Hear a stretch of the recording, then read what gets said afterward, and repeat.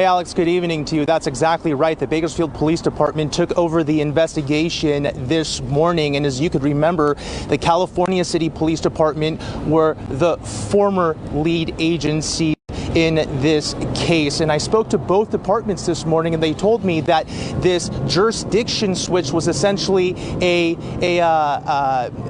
this jurisdiction switch was a progressive decision. It wasn't some kind of major breaking news overnight where they had to automatically switch who the lead agency was. This was over time in recent weeks, but it begs the question, why switch jurisdiction now? It's a combination of factors. There is information that is known to investigators. That information now making the Bakersfield Police Department the lead agency investigating the disappearance of 3-year-old Orson West and 4-year-old Orrin West. But those brothers were reported missing in California City on December 21st, a town more than 60 miles from Bakersfield that also has their own police department. By no means are we dropping out. We just no longer will be the lead agency in the investigation. California City Police Chief John Walker said that decision was finalized Monday morning, but he was unable to comment further. According to Bakersfield Police Sergeant Robert Pear, one reason for the switch has to do with the boys' history. The little boys are from Bakersfield.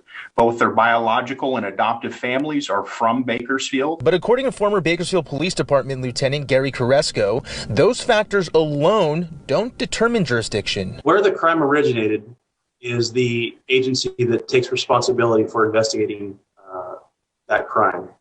It's not uncommon, though, for jurisdictions to shift during an investigation. According to Pear, BPD is unable to disclose whether they believe a crime relating the boys' disappearance occurred in Bakersfield. I would like to be able to tell you, but I can't. And you know as well as I do that it's not just the public that are watching this. It's if there are people involved in this, then they're also paying attention to it as well. And so I can't release specific details. Carresco says in order for jurisdiction to change, there would have to be good evidence for it. If a crime didn't occur in Bakersfield, will the Bakersfield Police Department ever just take over an investigation and say we are now the lead investigators? There again would have to be some exigent circumstances surrounding the details of the case, but normally, no.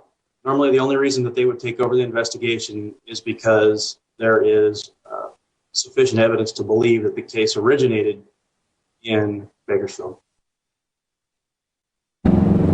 Now, BPD is not new to this case file. They have been working kind of behind the scenes for some time now, right?